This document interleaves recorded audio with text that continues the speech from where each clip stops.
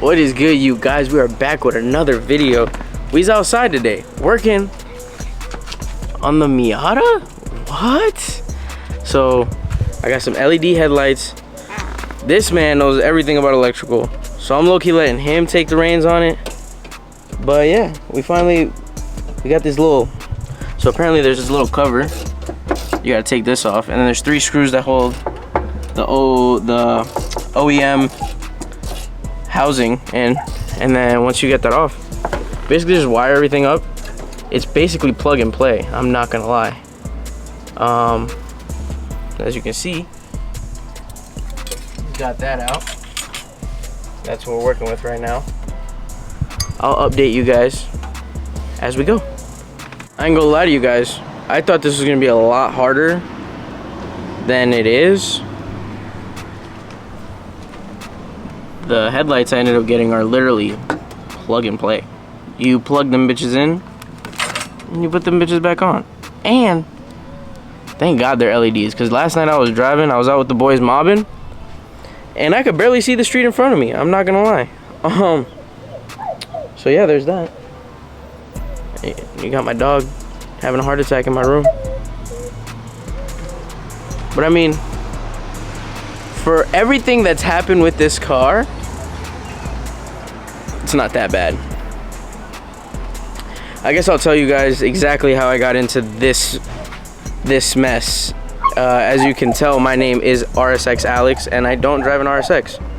It makes no sense, but let me explain something to you guys. I had an RSX, and that's basically the car that got me into the car scene. Got me into stancing cars and lowering them, slamming them. The RSX was a crazy, crazy build. Nobody says I'll live up to that again. I have a lot of boys that think, you know, we won't get there, but we'll get there eventually. So back to the story on how I got the Miata. I had an E36, 1995 325 IS. It was a coupe. It was black. It was stupid clean.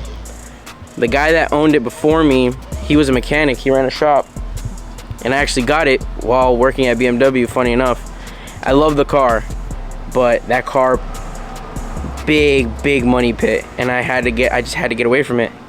So I ended up trading the E36 for a 2006 Audi S4. It was manual. It was nice. I just couldn't see myself driving an Audi every day. I was like, that's not my style. I'm gonna get rid of this. So I got rid of it and I traded it for what you see now, which is the Miata. Now, if you guys remember, in my very first video, if you watched it, gang. If you didn't, go back and watch that. In the first video, when I was doing my cousin's car, I showed you guys the rear quarter panel was all messed up. Now we're back.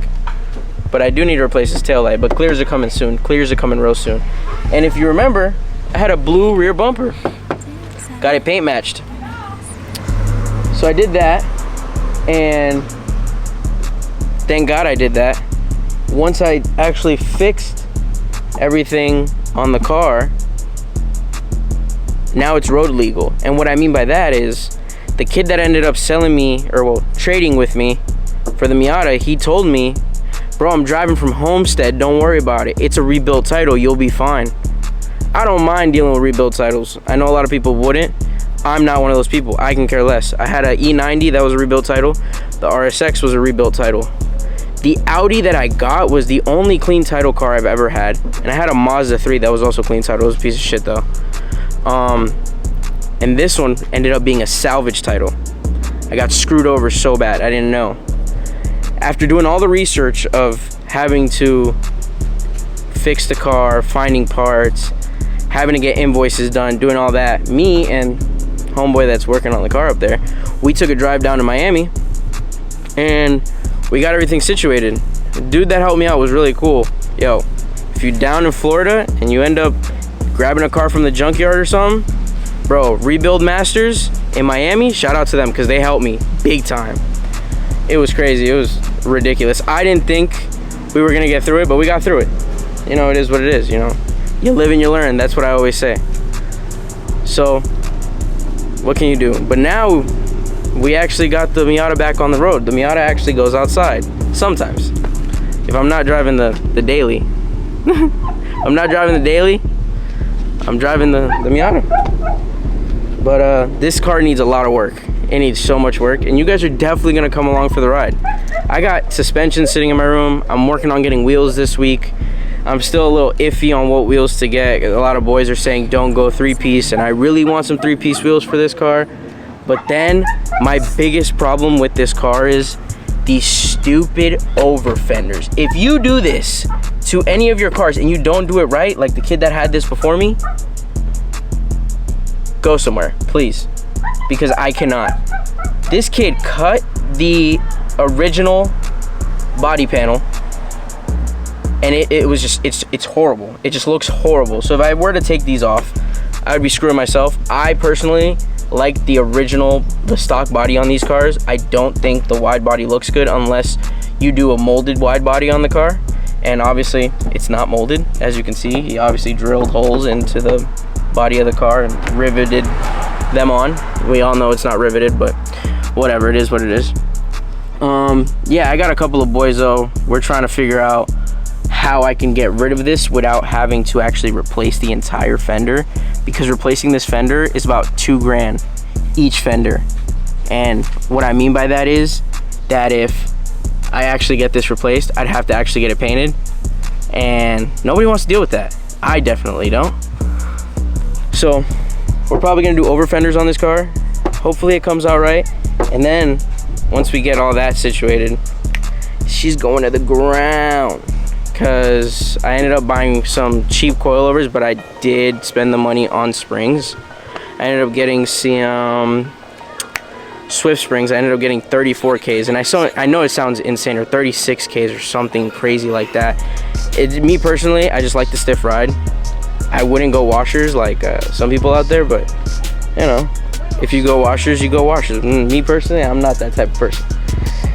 If you can have the same spring, if you can have a spring rate that feels like washers, just fucking put springs on your car like a normal person. I don't know. I don't personally get it, like I said.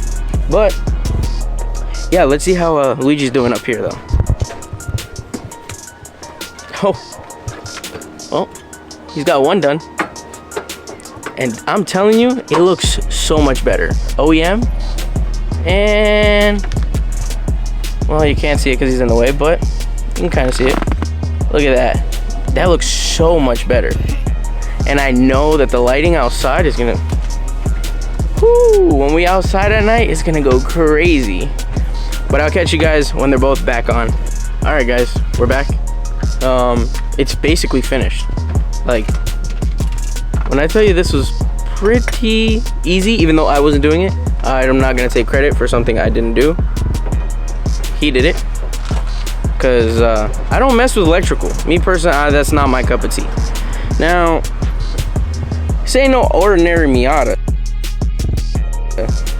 You know, you think of a Miata and you think the interior is like that. You know, it's the leather with the headrest, speakers, you know, chilling, right? But obviously, it came with the paint matched hardtop. I don't think I've ever showed you guys the inside of the Miata though. I have a full NB interior. So let me rephrase that. I had a full NB interior. I got rid of the NB steering wheel. Me personally, I don't like it.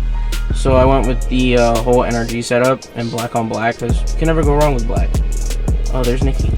Yeah, you can never go wrong with black. The only other thing I don't like that this kid did also is when I guess he got the hardtop, he got rid of the convertible. So even if I wanted to like take the top off and, you know, go topless for a day, can't even do that. That's screwed me on that too. So I've been thinking about getting rid of the hardtop and actually reinstalling a convertible top, because like, why not? I live in Florida. Why wouldn't I do that? Somebody explain. Why wouldn't I do that? I didn't show you guys the before, but this is the after. That looks 10,000 times better. Like, wow. That's a day and night. If you have a Miata, I think you should definitely upgrade to the Halo Jeep lights 'cause that's what they're made for. They're Jeep lights, which I think is kind of funny. Not gonna lie. I can't wait to take this thing outside. Oh, the little stock 3 Series is leaving. Another stock 3 Series. We'll get work on that soon.